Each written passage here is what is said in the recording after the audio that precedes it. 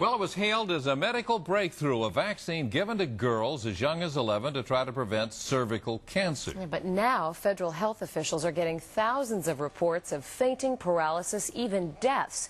And just this week, those federal authorities maintain that GARDASIL is safe. But as Dr. Melika Marshall explains, not everyone is convinced this vaccine is worth the risk. Shannon Nelson was a high school athlete and the picture of health.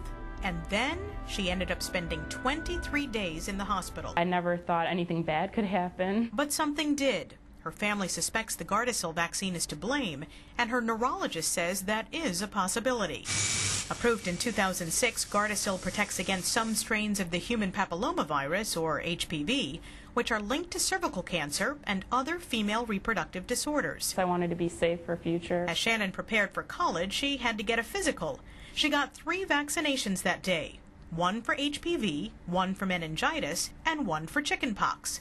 Within a week, the former soccer player could barely move. At first, my outer fingers, like my pinkies, were going numb, and my outer toes were getting numb. When I went into the hospital, I couldn't walk at all. I had to have a wheelchair. Across the country, more and more young girls are reporting trouble with GARDASIL. Here are the numbers. In the last 2 years, 8 million shots have been given. The CDC says 7,800 adverse reactions have been reported, but only 7% of those are considered serious, and that's less than half of what it is for most vaccines. When you look at the bigger picture, there are about 10,000 women every year diagnosed with cervical cancer in the U.S. Dr. Marcela Del Carmen is a gynecological oncologist at Mass General.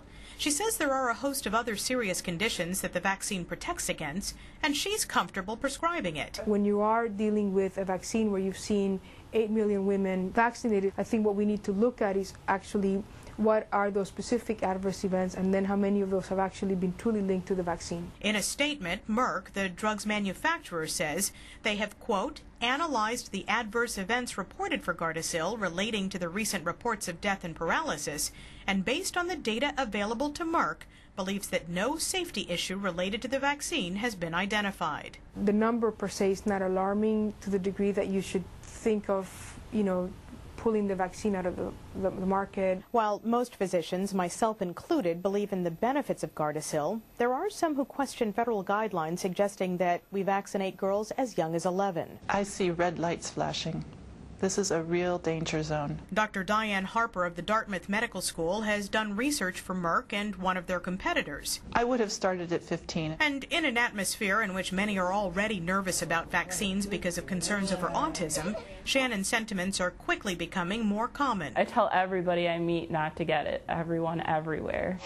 Each year in the U.S., thousands of women learn they have cervical cancer. But the campaign to get more girls vaccinated will continue.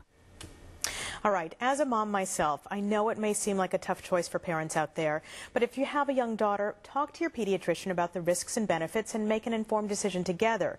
All vaccines carry some risk. And remember, we're not just talking about cervical cancer here.